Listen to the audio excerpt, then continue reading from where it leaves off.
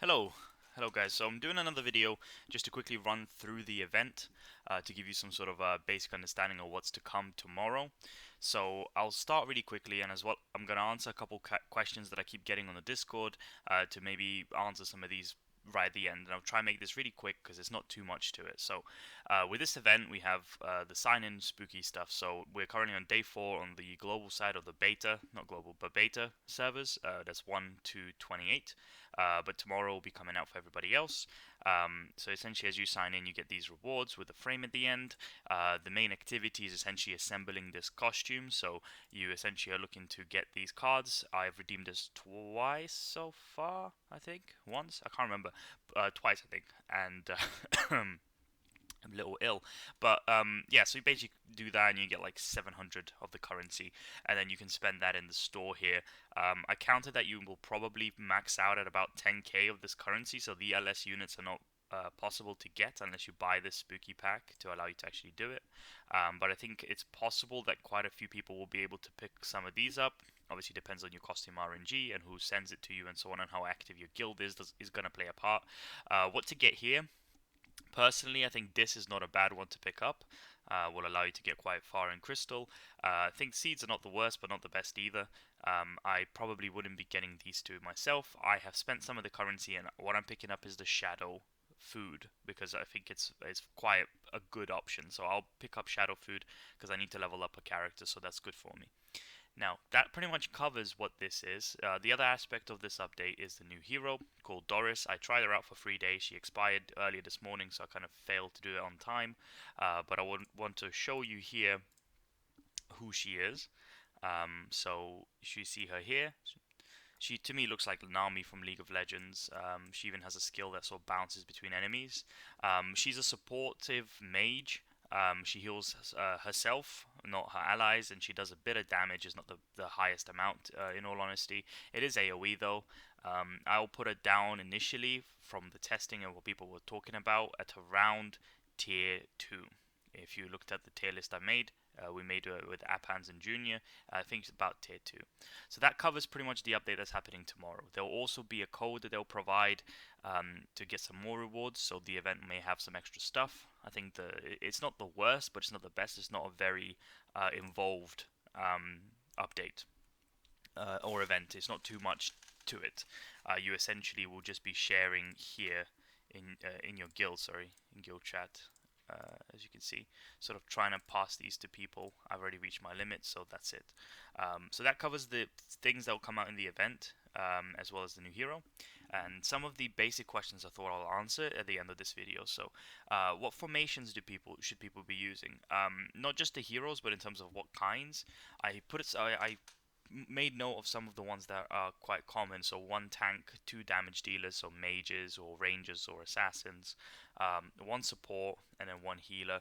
For the DPSs, you typically want to have someone in the back to catch the assassins. So you'd usually have an assassin on your main team. But you could run one tank, three DPS, or like two rangers, one assassin, like Terrence, and then one healer like Margaret.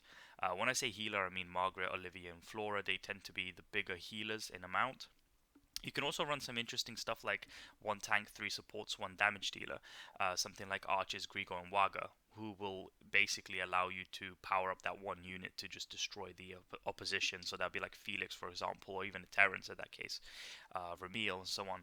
You can also run two tanks, two DPS, and one healer. So it's not the worst thing. You tend to run something secondary, something like Yasuko or Katarina in the back. They are more CC focused. They're not just tanky generally. Now, the other thing I wanted to talk about is artifacts. You'll basically be able to level all of these as you go. I've struggled on these ones here because Guild War has been on pause, but generally these will go up as soon as I can. But you typically will have more of this currency here than you will be able to actually spend. And I will say the best ones are the hammer, axe, and the book. They are really good. The hammer provides critical rate, which is quite rare to get. Axe gives attack percentage, as well as leech, so healing for yourself. And the book gives you rage gain, which just means you get energy quicker. Generally, none of these are crazy good because they typically don't run percentage stats, and the people you insert here will give you the percentages or the stats that are here. So percentages do matter a lot more than flat. But as you see, Alpha Bring is a lot easier to level up than the rest, because you generally don't need as much. You still need only 40, whilst the others, for example, the hammer, right now I require 220, so still a while off. So that covers a bit of this. The next one I'll talk about is seeding or praying. So portal of prey here, whether to use this or potentially use the seeds. In my opinion, basically, putting seeds into LS here is for food, and putting it in here is for copies. So if you're looking to get one more copy of somebody, it's no point putting loads of seeds into it to hope to get the RNG from 1 in 10 to get the unit. So you can go ahead and pray with those gems, and basically try and reach the final copy that way. If you are lacking food, then for sure, because there's no point having loads of copies without any food. So you start seeding LS to actually make up for the missing food, which you buy in other places. But I am trying to get Yulv up. As you see, I had the copies to get him to 10 star, but I still need a lot more food, right?